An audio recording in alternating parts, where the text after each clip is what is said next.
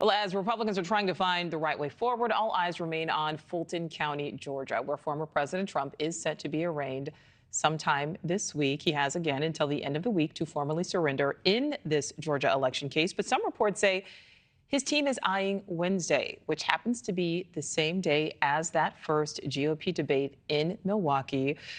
The former president has repeatedly said he does not plan on being on stage that night. He confirmed that again on Truth Social yesterday. And new reporting from Politico suggests he is trying to keep attention away from the debate stage and squarely on himself, reportedly planning to sit down with Tucker Carlson for an interview at the same time as the debate. So joining me now, News Nation's chief Washington anchor and host of On Balance, Leland Vittert. Leland, how does the Republican Party as a whole respond to a candidate who will not play by their rules? They already know that.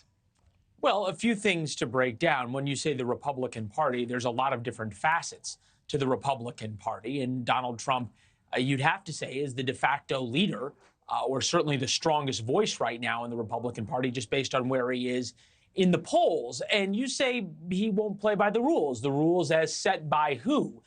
Or whom, we should say. And you could make the argument that Ronna McDaniel, who is the chairwoman of the RNC, should be able to somehow lay down a set of ground rules and that everyone should then abide by them.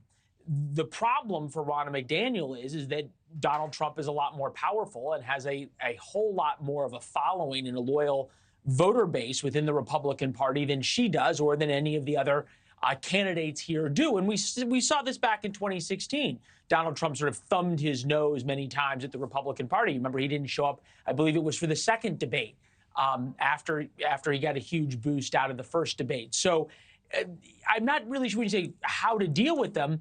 Really, all that the Republican Party can do and these other candidates can do is respond to whatever Trump does.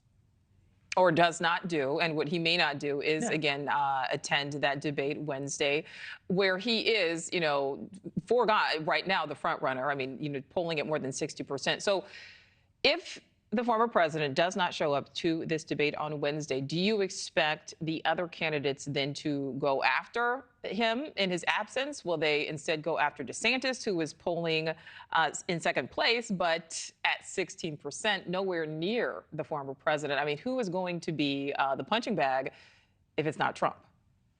Yeah, there was one memo I heard that Ron DeSantis' folks were expecting this to be a pile-on Ron night.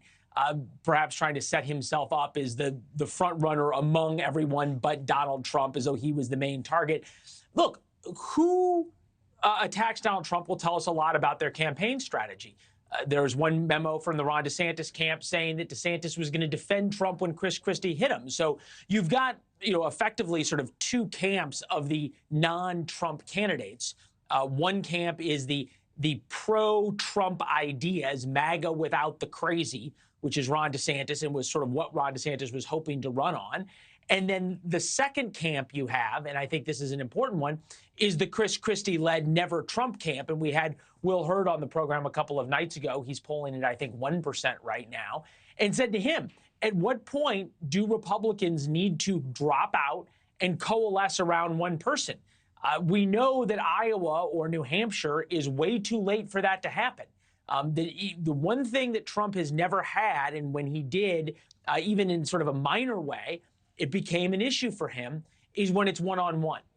Trump does very well when it's Trump against the field because he can divide and conquer. Would be a lot harder to do if there was one clear Republican frontrunner or one clear other Republican choice, and then it could be a real race. I know it is so interesting because, now 4 indictments at this point, and he's polling at more than 60%. Thank you for watching. Go to newsnationnow.com to find News Nation on your television provider. And don't forget to click the red subscribe button below to get more of News Nation's fact-driven, unbiased coverage.